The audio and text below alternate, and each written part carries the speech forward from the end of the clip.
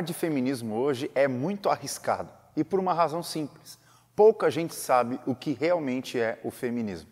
Geralmente pessoas mais conservadoras não entendem direito o que é o feminismo por considerá-lo uma coisa só, um machismo ao avesso que apoia a dominação das mulheres sobre os homens, que apoia o lesbianismo, a homossexualidade, a antifamília, o anticasamento e o aborto indiscriminadamente e etc. Por outro lado, algumas feministas fizeram do próprio movimento uma espécie de religião camisa de força.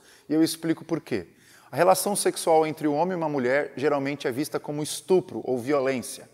A heterossexualidade é quase sempre vista como machista e opressora. Ser mãe é um retrocesso. Você optar voluntariamente por ser dona de casa é você optar por uma vida de escravidão. E pior ainda, o cristianismo foi eleito como uma grande religião opressora que promoveu desigualdade entre homens e mulheres.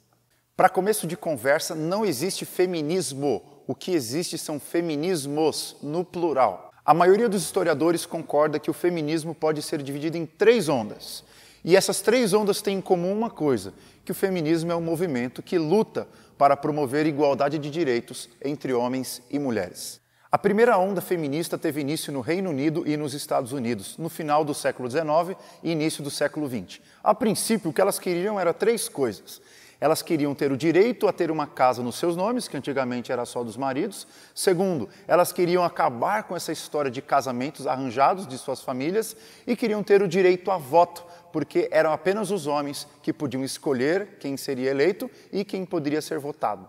Depois de muita luta, elas conseguiram todos esses direitos. Então chegou a segunda onda, que se espalhou por toda a Europa e boa parte das Américas, de 1960 até 1980, mas agora a briga era outra. O que elas queriam era inserir a mulher completamente no coração da sociedade. Então, pouco a pouco, as mulheres foram ganhando leis contra o estupro, contra a violência doméstica, direito ao trabalho, direito à educação, direito a sair de casa, direito à educação para as garotas. E assim, mais e mais a sociedade feminina foi pensando na questão do sexo. Nos anos 80, as mulheres já faziam uso de métodos contraceptivos e já tinham um controle maior sobre a sua vida reprodutiva. Depois da segunda onda vem a década de 1990 e a terceira onda chega como uma avalanche, porque as mulheres tentam perguntar ou responder qual foi a razão de toda essa desigualdade social entre homens e mulheres durante a história. E a resposta que elas encontraram foi na definição de gênero sexual, homem e mulher. Para as feministas de terceira onda, defender que homem nasce homem e mulher nasce mulher e eles têm papéis diferentes não é apenas um problema, é na verdade a própria raiz de toda a desigualdade social entre homens e mulheres de toda a história. Então, qual é a grande luta do movimento feminista na atualidade? É tirar de circulação completamente essa ideia de que homem nasce homem e mulher nasce mulher.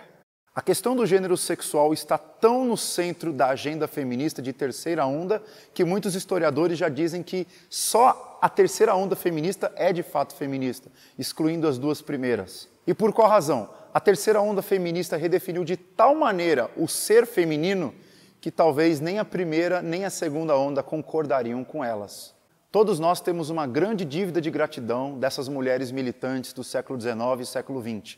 Mas eu acho muito relevante nós questionarmos se é mesmo a relação de gênero, homem ser homem e mulher ser mulher, a raiz do problema da desigualdade entre homens e mulheres. A discussão sobre ideologia de gênero realmente é muito extensa e não é meu objetivo tratá-la aqui. Mas gostaria de propor uma reflexão para você. Qual foi o personagem mais importante na luta contra a desigualdade entre homens e mulheres durante a história? É óbvio, foi Jesus Cristo. O Deus cristão foi o grande e principal defensor das mulheres de todos os tempos. Deixa eu dar alguns exemplos. Primeiro, Jesus confrontou a cultura judaica machista, escolhendo discípulos para andar com ele. Segundo, Jesus ofereceu salvação a uma mulher samaritana que estava no seu 5º divórcio.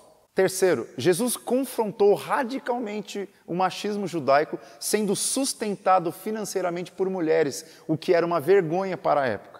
Quarto, Jesus andou tanto com mulheres ricas quanto com mulheres oprimidas. Quinto, Jesus confrontou o patriarcado da época, ensinando que as mulheres também poderiam oferecer carta de divórcio aos seus maridos. Sexto, Jesus libertou várias prostitutas da morte.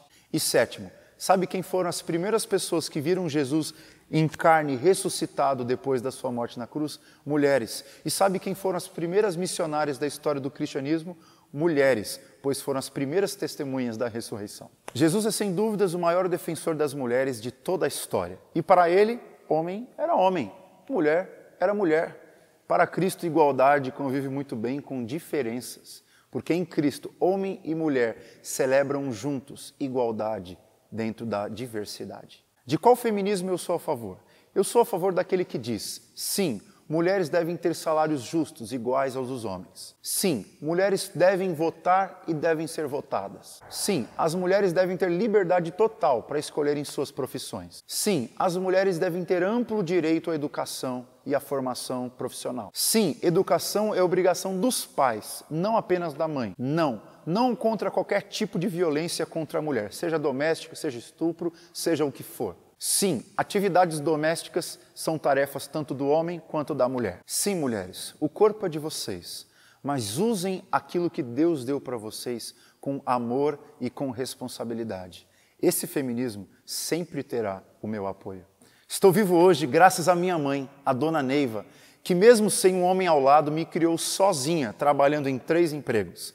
Estou vivo graças à minha avó, Dona Ana, que na ausência da minha mãe, enquanto estava no trabalho, cuidou muito bem do seu neto. Estou vivo hoje graças à minha esposa linda, Gesier, que continua cuidando de mim. E olha, eu digo para vocês, eu defendo e amo as mulheres e tenho certeza que não preciso abrir mão do conceito homem e mulher para continuar lutando e defendendo os direitos delas.